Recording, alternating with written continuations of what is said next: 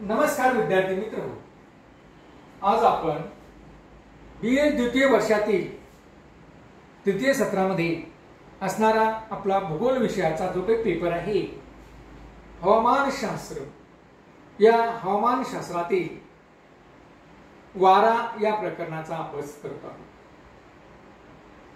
वारा विंड्स आपण पाहिले की वारा म्हणजे काय, तर वारा म्हणजे किंवा वारे म्हणजे हवेचा असणारा प्रवाह जो क्षितिज समांतर पद्धतीने वाहतो, जो आडव्या स्वरूपामध्ये वाहतो आणि खास करून जास्त भाराच्या प्रदेशाकडून कमी वायू भाराच्या प्रदेशाकडे वाऱ्याचा हा प्रवाह वाहतो. त्याला आपण हवेचा जो प्रवाह वाहतो त्याला आपण वारे किंवा वारा असं या ठिकाणी म्हणत असतो.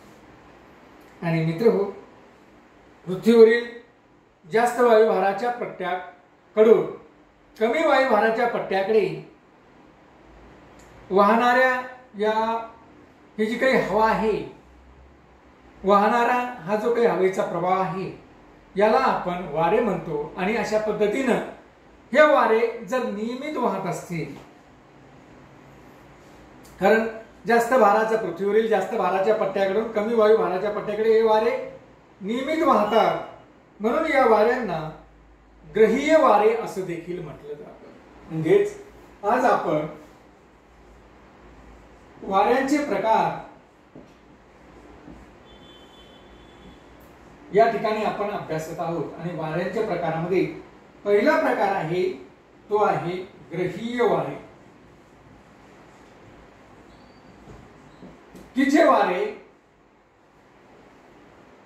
जे वारे जास्त वायुभाराच्या पृथ्वीवरील जास्त वायुभाराच्या पट्ट्यावरून कमी वायुभाराच्या पट्ट्याकडे वाहतात, अशा वाऱ्यांना आपण ग्रहीय वारे असं या ठिकाणी म्हणतो. आणि मित्रहो, अशा प्रकारचे हे वारे सतत वाहत राहिल्यामुळे या वाऱ्यांनाच आपण प्रचलित वारे असं देखील म्हणतो किंवा नित्य वारे असं देखील म्हणतो. कारण हे नियमित वाहत राहतात. वर्षाचे 12ही महिने हे वारे एका दिशेकडनं दुसऱ्या दिशेकडे नियमित वाहत राहतात, म्हणून या वाऱ्यांना आपण ग्रहीय वारे, प्रचलित वारे किंवा नित्य वारे असं या ठिकाणी म्हणत असतो. मित्रहो, मग हे जे काही वारे आहेत हे ग्रहीय वारे, प्रचलित वारे किंवा नित्य वारे म्हणजे कोणते वारे आहेत, तर या ठिकाणी आपण आकृतीच्या माध्यमातून या ठिकाणी आपण समजून घेऊया.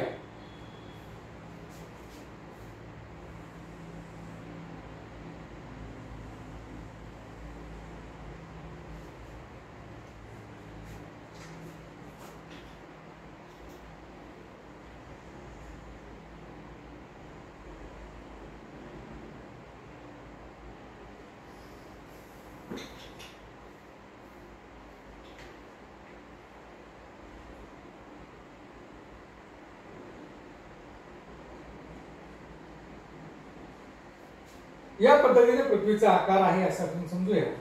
आणि या ठिकाणी पृथ्वीच्या मध्यातून झालेलं जे काही अक्षव्रत आहे, सर्वात मोठं अक्षव्रत, ज्याला आपण काय म्हणतो, विषुववृत्त म्हणतो, किंवा ज्याला आपण 0° अक्षव्रत असं म्हणतो.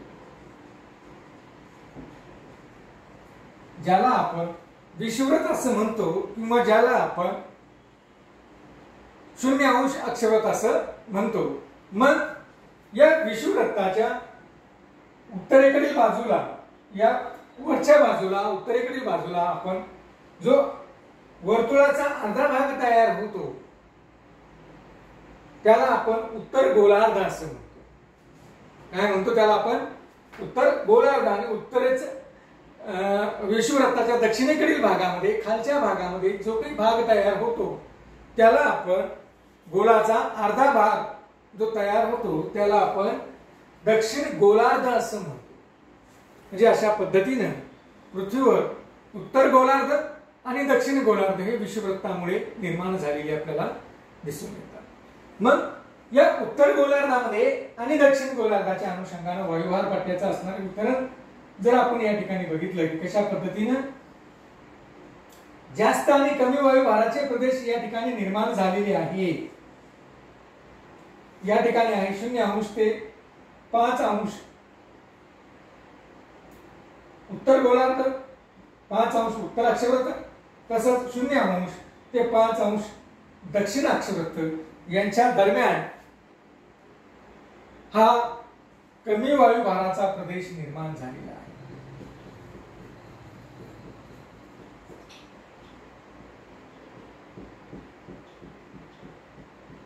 तसंच दोन्ही गोलार्धामध्ये 25° अक्षवृत्त ते 35° अक्षवृत्ताच्या दरम्यान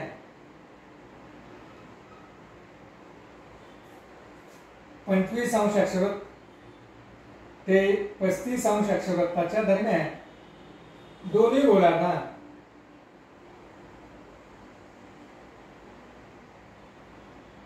जास्त वायुभाराचा प्रदेश निर्माण झालेला आहे।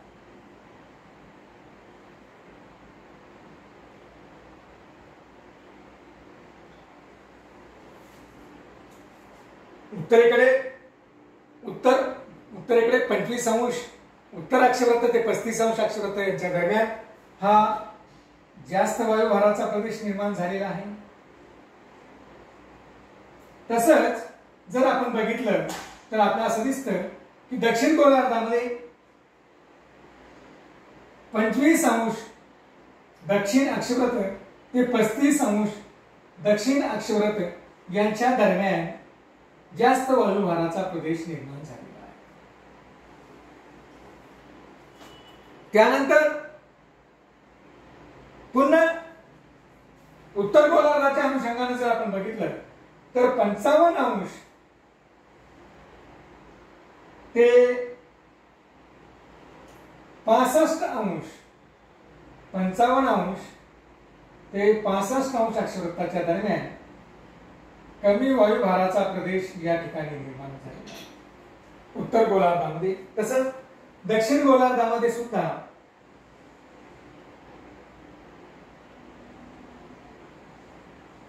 55° ते 65° अक्षवृत्ताच्या दरम्यान कमी वायुभाराचा प्रदेश निर्माण झालेला आहे आणि दोन्ही गोलार्धामध्ये ध्रुवाजवळ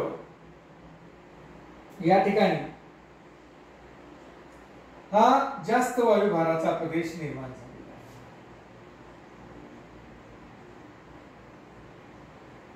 अशा पद्धतीनं पृथ्वीवरील वायुभार पट्ट्याचं वितरण आहे। मग या वायुभार पट्ट्याचं ज्यावेळेस आपण वितरण बघितलं मागील तासामध्ये, त्यावेळेस आपल्या लक्षात येतं की उत्तर गोलार्धामधील या जास्त वायुभाराच्या प्रदेशाकडून कमी वायुभाराच्या प्रदेशाकडे वारे वाहतात। तसंच याही ठिकाणी या जास्त वायुभाराच्या प्रदेशाकडून कमी वायुभाराच्या प्रदेशाकडे, याही ठिकाणी जास्त वायुभाराच्या प्रदेशाकडून कमी वायुभार प्रदेशाकडे वारे हे वाहतात। या पद्धतीने वाऱ्यांचं वहन हे भार प्रदेशाकडे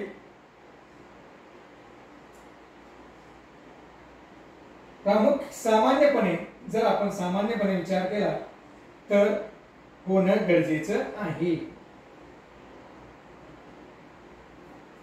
परंतु कॅरोलिसिसची प्रेरणा असेल, बाईस बालेटचा असणारा नियम असेल किंवा फेरेलचा नियम असेल, या तीनही नियमाचा आधारे कॅरोलिसिसचा प्रेरणेचा प्रभाव हा असा पडतो की हे वारे,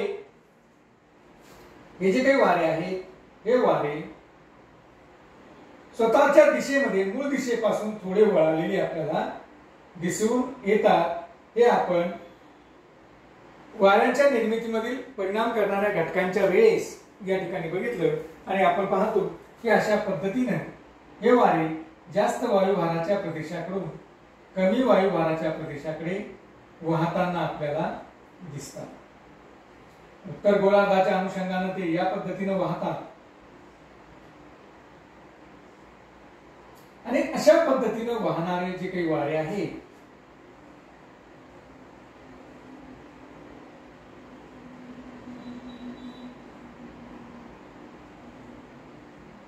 की जे जास्त वायुभाराच्या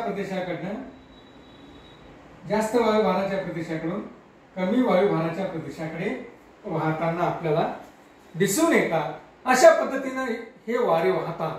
आणि मित्रो, अशा पद्धतीनं की या 25 अंश ते 35 अंश व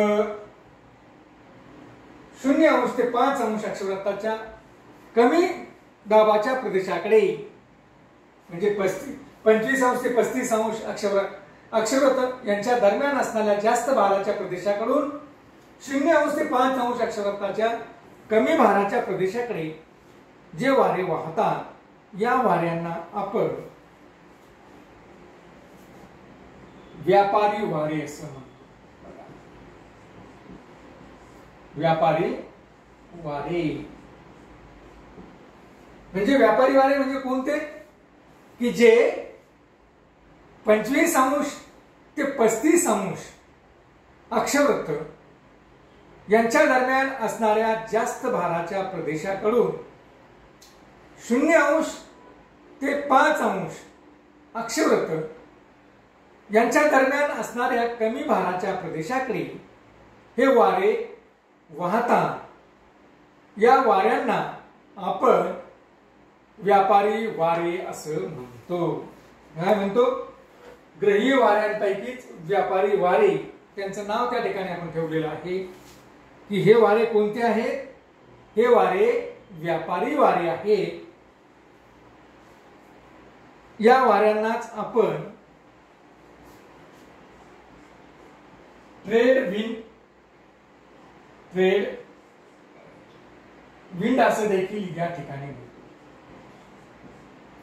कोणते वारे म्हणतो आपण? व्यापारी वारे किंवा ट्रेड विंड. अशा पद्धतीने हे वारे या ठिकाणी वाहताना आपल्याला दिसतात. मग हे जे काही वारे आहे, हे वारे आपल्याला असं दिसतं की उपोष्ण कटिबंधापासून, म्हणजे या ठिकाणी समशीतोष्ण कटिबंधाचा प्रदेश आहे, 23.5 अंश ते 45 अंश अक्षवृत्ताच्या दरम्यान खास करून आपल्याला उपोष्ण कटिबंधाचा प्रदेश या ठिकाणी दिसून येतो. म्हणजेच या ठिकाणी हे वारे हे उपोष्ण कटिबंधाकडून, या उपोष्ण कटिबंधाच्या भागाकडनं, की जो भाग मुळामध्ये समशीतोष्ण आहे, थंडही नाही जास्त आणि गरमही नाही, अशा पद्धतीनं हा भाग आहे, ज्याला आपण उपोष्ण असं म्हटलेलं आहे, समशीतोष्ण असं म्हटलेलं आहे. असे समशीतोष्ण कटिबंधाच्या प्रदेशाकडून हे वारे उष्ण प्रदेशाकडे, उष्ण कटिबंधीय प्रदेशाकडे वारे वाहत येतात. म्हणजे या ठिकाणी आपल्याला असं दिसेल की साधारणतः 0 अंश ते 23.5 अंश अक्षवृत्ताच्या दरम्यान उष्ण कटिबंधाचा प्रदेश आहे. आणि मग हे वारे ज्यावेळेस 25 अंश ते 35 अंश अक्षवृत्ताच्या दरम्यान असणाऱ्या जास्त भाराच्या प्रदेशाकडून